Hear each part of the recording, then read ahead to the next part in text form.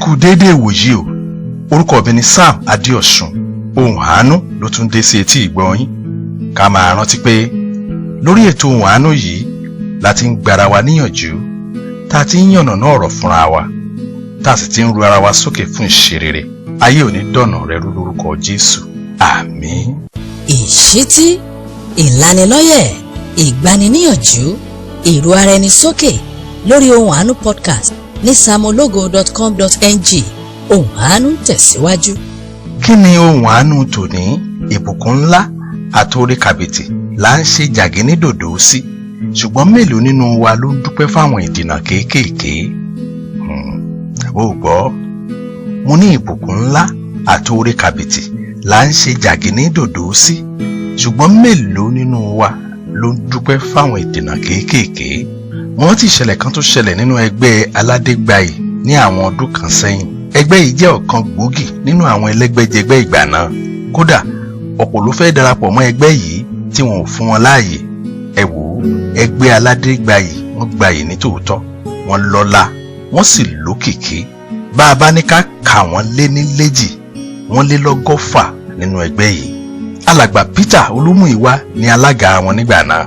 Ọkùnrin yìí ni alága kẹta tí ẹgbẹ́ náà yóò ní. Àwọn ọmọ ẹgbẹ́ fẹ́ràn rẹ̀ púpọ̀, wọ́n sì ń bu ọlá fún un.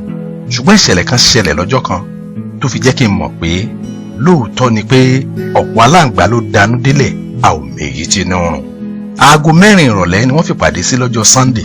Alàgbà Peter Olúmúyìwá tí í ṣe alága ẹgbẹ́ náà sì ti múra gírígírí kóhun tó ṣòfin apẹ́lẹ́yìn má bàa darúfin. Nígbà tó dé òpópónà títí ọlọ́dà, ṣàdédé lọmọ tó ń kiri ọjà jánà mọ́ mọ́tò péjọ rẹ̀ lẹ́nu. Ọlọ́run ló ní kí alàgbà yìí má sáré, ṣùgbọ́n bí ó ṣe yíwọ́ kó má dapa àyàn, ó yí ọwọ́ mọ́tò rẹ̀ sẹ́gbẹ̀ẹ́, ẹsẹ̀ táyà iwájú mọ́tò rẹ̀ sì já sínú kọ́tà ẹ̀gbẹ́ títì. Mọ́tò rẹ̀ ò bàjẹ́ rárá o, ṣùgbọ́n alàgbà yìí forókún gbá nǹkan kan nínú mọ́tò. Oró dídùn ẹsẹ̀ yìí ó sì wọ̀ dé agbárí. Ọ̀pọ̀lọpọ̀ àwọn tíṣẹ̀lẹ̀ náà ṣojú wọn. Àwọn ni wọ́n gbé mọ́tò rẹ̀ jáde, tí ẹnìkan sì yọ̀ǹda ara rẹ̀ láti bá àwọn wa mọ́tò náà ó di ọsibítà. Má jẹ́ àgbàgbé ohun tá à ń ṣiṣẹ́ lé lórí. Mo ní ìbùkún ńlá àtòrí kàbìtì là ń ṣe jàgínnídòdò sí, ṣùgbọ́n mélòó nínú wa ló ń dúpẹ́ fáwọn ìdènà kéékèèké? Ẹ wò ó, àwọn ẹgbẹ́ ti wà níkàlẹ̀ káago 4 tó lù, wọ́n ń retí alága wọn. Ẹ má jẹ́ àgbàgbé o pé nígbà tí à ń sọ̀rọ̀ rẹ̀ yìí kò tíì sí ẹ̀rọ alágbèéká GSM rárá. Nígbà tó da aago 4 àbọ̀, ẹnìkan má bá wá pé kípàdé bẹ̀rẹ̀. Ẹ wò ó, kò tíì sọ̀rọ̀ tán nígbàkejì alága dàrọ̀ mọ́ lẹ́nu.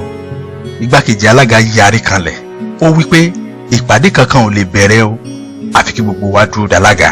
Nígbà tó kù dẹ̀dẹ̀ káago 5 lù tálága ò tíì dé, gbogbo àwọn ọmọ ẹgbẹ́ pẹnupọ̀ pé kí igbákejì alága bọ́ sórí àga ńlá kí ìpàdé bẹ̀rẹ̀ ní pẹrẹu. Igbákejì alága yarí o, ó ní kò sóhun tó lè mú òun bẹ̀rẹ̀ ìpàdé ṣáájú dídé alága, àti pé ẹnikẹ́ni tó bá tún dá alábàá pé kí ìpàdé bẹ̀rẹ̀ ṣàpọnà ni yóò gbonítọ̀hún lọ. Ọ̀rọ̀ yìí ààbò míì, ọlọ́pàá èwo ń tèpè, amúni jẹ́ amúni ìwúlòdì bọ́nú ẹ̀. Ẹ wò ó, ohun gbogbo fẹ́ dàrú díẹ̀ lókù, ìpàdé sì fẹ́ di rògbòdìyàn. Bàbá kan bẹ nínú ẹgbẹ́ yìí tí gbogbo àwọn ọmọ ẹgbẹ́ ń pè ní bàbá White. Wọ́n fún un ní ìnagijẹ yìí nítorí pé aṣọ funfun àti bàtà funfun ní máa sábà wọ̀, kódà ọ̀dà funfun ló fi kùn mọ́tò rẹ̀. Bàbá White yìí òun ló wòye kinní kan, ó sì fẹ́ wò bóyá ohun tó ń lérò pé ń ṣẹlẹ̀ òun gan ló ń ṣẹlẹ̀ lọ́kàn ara rẹ̀. Bàbá White súnmọ́ igbákejì alága níbi tó dúró sí tó ń bá àwọn kan jiyàn. Lójijì láìròtẹ́lẹ̀, ó pakuru mọ́ igbákejì alága, ó sì ti lu àga tí alága wọn máa ń jókòó sí. Ẹ wò ó, nítorí pé igbákejì alága ò lérò rẹ̀ tẹ́lẹ̀, ó ta gẹ̀ẹ́gẹ̀ẹ́ síwájú, ó sì jáde mọ́ àga tí alága ń jókòó sí. Ẹ wò ó, kí ni ìdí rẹ̀ kan àga alága sí? Igbákejì alága náà tọ̀, ó ranjú kàn, ó sì ké bí ẹni tí ẹ́ńjìnì mọ́tò ṣubú lù lẹ́sẹ̀, ó sì bẹ̀rẹ̀ sí wí kàntankàntan. Ẹ má jẹ́ àgbàgbé ibi tí a ti ń bọ̀. Ìbùkún ńlá àtòrí kàbìtì là ń ṣe jàgínnídòdò sí, ṣùgbọ́n mélòó nínú wa ló ń dúpẹ́ fáwọn ìdènà kéékèèké? Ìṣítí, ìlanilọ́yẹ̀, ìgbaniníyànjú, ìrú ara ẹni sókè lórí ohùn àánú podcast ní samologo.com.ng. Ohùn àánú tẹ̀síwájú. Ẹ wò ó, a ṣe gbogbo àwọn ọmọ ẹgbẹ́ pátá, kẹ́kẹ́ sì pamọ́ ọ̀pọ̀lọpọ̀ lẹ́nu. Bàbá White ló kọ́kọ́ sọ̀rọ̀ jáde lọ́jọ́ tá à ń wí yìí. Ó wí pé sẹ́yìn ò fura ohun tó ń ṣẹlẹ̀ ni. ṣé ẹ ò rí pé a ti dẹ pàkúté ikú fún alága wa? àbẹ́ ẹ̀ mọ̀ pé kélé ti gbé ẹni tó bá kọ́kọ́ jókòó sórí àga alága wa lónìí. nínú rògbòdìyàn yìí gan lalága dé sí. ṣe ni ó ń ta múrege rìn pẹ̀lú ìrànlọ́wọ́ ọ̀pá kan tó wà lọ́wọ́ rẹ̀. ohun gbogbo tó rí sì ṣe é ní kàyéfì pátápátá. ó rí àwọn ẹmẹ ẹgbẹ́ kan tí wọ́n ń rọ igbákejì rẹ̀ mọ́lẹ̀ tí wọ́n sì ń fokùn dè. ó rí àwọn kan tí wọ́n ń bọ́ agbádá wọn kúrò lọ́rùn. ó sì rí àwọn kan tí ìyàlẹ́nu ò jẹ́ kí wọ́n lè sọ̀rọ̀. ẹ wò ó, nínú ọ̀rọ̀ kàntàkàntà tí igbákejì alága sọ lọ́jọ́ tá à ń wí yìí ni gbogbo wọn ti mọ̀ pé ó ti ṣáájú gbogbo wọn dé kí pàdé tó bẹ̀rẹ̀. ó sì ti gbọ́n nǹkan sórí àga tí alága yóò fi jókòó lọ́jọ́ tá à ń wí yìí. ẹ bá bi mí pé kí lè ṣe alága? owó ilẹ̀ kan tí ẹgbẹ́ fẹ́ rà tí wọ́n tọ́jú ẹ̀ pamọ́ sọ́wọ́ igbákejì tí náà jẹ́. ó sì ń wá ọ̀nà láti jókòó lówó ìmọ́lẹ̀. nígbà tí alága béèrè lọ́wọ́ rẹ̀ bó ṣe ṣòwò kò rọ́rọ̀ sọ o. ẹ wò ó, ọ̀nà àbáyọ tó ń rò pé yẹ ni wípé kó yanjú alága kó lè kúkú máa ṣàkóso ẹgbẹ́. àbẹ́ ìráyé lóde, ìdíwọ́ tálága rí lójú ọ̀nà ni òjò ṣàgbákò lọ́jọ́ tá à ń wí. ọ̀pọ̀ ni ò mọ̀ pé ìdíwọ́ àti ìdènà kéékèèké jẹ́ irin iṣẹ́ tọ́lọ́run ń lò láti yọ wá kúrò nínú ewu ayé. ṣùgbọ́n bọ́lọ́run ṣe ń ṣakitiyan yìí tó, èkíkùn, ìbínú àtọ̀rọ̀ kòbákùgbé la fi ń san padà fún. ìwé Fílípì orí 4 ẹsẹ̀ 4 ó máa fìdí ọ̀rọ̀ mi múlẹ̀ báyìí. bíbélì wípé ẹ máa yọ̀ nígbà gbogbo, mo sì tún wí ẹ máa yọ̀. àbẹ́ẹ̀rí ìdí rẹ̀ tọ́lọ́run fi wípé ká máa yọ̀ nígbà gbogbo màyé mi náà o. ṣùgbọ́n bá a bá fojú inú wò dáadáa, a ó rí ẹ̀kọ́ kọ́ nínú ìṣẹ̀lẹ̀ tó ṣẹlẹ̀ sáwọn míín ní ọdún 2011 tí àwọn ẹṣin òkọ́kù kan tí wọ́n fi ẹrùpílẹ̀nì kọlu ilé ńlá méjì kan ní orílẹ̀-èdè Amẹ́ríkà. ó tó ẹgbẹ̀rún méjì ènìyàn ló kú gbóná lọ́jọ́ tá à ń wí yìí. ṣùgbọ́n bó tilẹ̀ jẹ́ pé àwọn kan tó ń ṣiṣẹ́ nínú ilé ńlá yìí wọ́n gbọ́dọ̀ farahàn nílé iṣẹ́ wọn lọ́jọ́ tá à ń wí yìí. Ọlọ́run kó àwọn kan yọ tí wọn ò nípa àtìpín nínú ìjàmbá òjijì yìí. ẹ ò bí mi léèrè pé kí l'Ọlọ́run lò láti kó wọn yọ bíi ti alàgbà Peter Olúmúyìwá? ìdíwọ́ àti ìdènà kéékèèké náà ni. mo kà nípa arábìnrin kan tó ń ṣiṣẹ́ nílé iṣẹ́ ńlá yìí. àwọn ẹgbẹ́ rẹ̀ wọ́n dè pàǹpá mọ́. wọ́n wí fún un pé àfi dandan o, òde wọ́n yàn kó lọ bá wọn ra dónàtì wá. ẹ wò ó, pẹ̀lú ìbínú obìnrin yìí máa fi wọ́n lẹ̀ o. ó gba owó ní tòótọ́, ó sì lọ síbi tó ti fẹ́ ra dónàtì. kó tó padà dé, ìṣẹ̀lẹ̀ ti ṣẹ̀, láburú ti ṣe. gbogbo àwọn ẹgbẹ́ rẹ̀ pátápátá tó dì pàǹpá mọ́, gbogbo wọn ò ní wọ́n rọrùn alákejì. kí l'Ọlọ́run lò fóbìnrin? ó lo ìdíwọ́ kéékèèké láti gbẹ̀mí rẹ̀ là. mo tún kà nípa obìnrin kan, ó kọ̀lá kí ìṣẹ̀lẹ̀ burúkú ìṣẹ̀lẹ̀ lọ́fíìsì wọn. òun lọ́mọ ìkókó rẹ̀ bẹ̀rẹ̀ sí yọnu lóru. ọmọ náà ò jẹ́ ó sùn rárá títí dáago 5 ìdájí. pé kò nǹkan rárá fẹ̀yìn lé sí àbáyé. òun ló sùn lọ fọnfọn kó tó tají aago 7 ti lù. pẹ̀lú ìbẹ̀rù, pẹ̀lú ìbínú, ó máa tamọ́ra o, ó gbọ̀nà bí iṣẹ́ lọ. ṣùgbọ́n kó tó débẹ̀, rẹ̀rẹ̀ ti rún lọ́pọ̀lọpọ̀, ẹgbẹgbẹ̀rún ènìyàn sì ti gbẹ́mìí mì. ìgbà náà ló náà wá mọ̀ pé àwọn ìdíwọ́ kéékèèké kan wà tọ́lọ́run máa ń lò fún wa láti yọ wá nínú ewu ayé.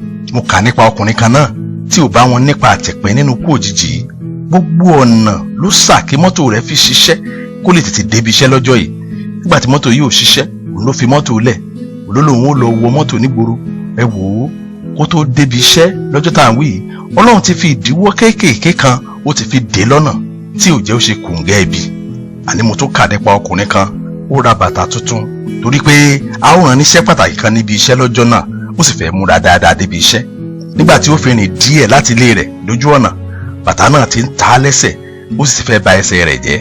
ó sì ya ibi ṣọ́ọ̀bù kan tí wọ́n ti ń tó oògùn. ó ra báńdéèjì àti oògùn kan, ó kù sẹ́sẹ̀ rẹ̀, ó sì di báńdéèjì mọ́. ẹ wò ó, ọpẹ́lọpẹ́ ìdíwọ́ kéékèèké ọjọ́ yìí, ìbá kàgbá kò gbóná. ṣé ẹ wá rí i pé ìdíwọ́ àti ìdènà kéékèèké dára fún ìran ènìyàn? bàbá fẹ́ wẹ omi ayé já, bọ̀dá, ìdíwọ́ tó dé bá ọ yìí, bóyá tàkúté kan la fi fa ẹsẹ̀ rẹ sẹ́yìn fún kó má bàa kú sí.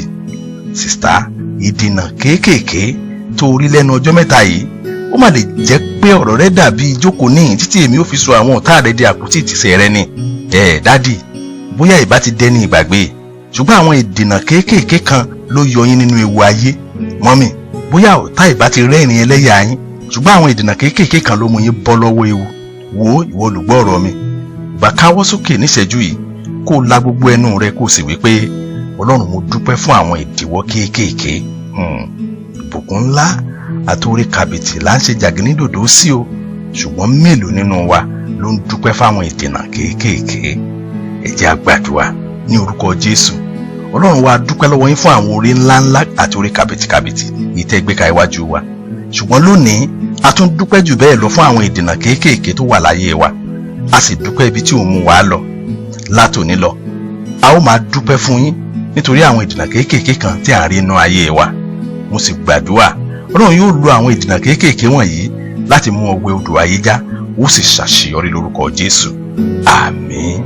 Fún ẹ̀kúnrẹ́rẹ́ àlàyé àbẹ́ níbèrè ó sì jẹ́ ẹ̀bẹ̀ àdúrà ni pé Pastor Sam Adéọ̀ṣun sórí nọ́mbà yìí 0809 66 799 72 tàbí kó o lọ sí samologo.com.ng láti lè rí àwọn ọ̀nà tó lè bá wọn fọ̀rọ̀ jomitoro ọ̀rọ̀. Títí dọ̀sẹ̀ tó ń bọ̀ ẹ máa gbé nínú àánú Ọlọ́run.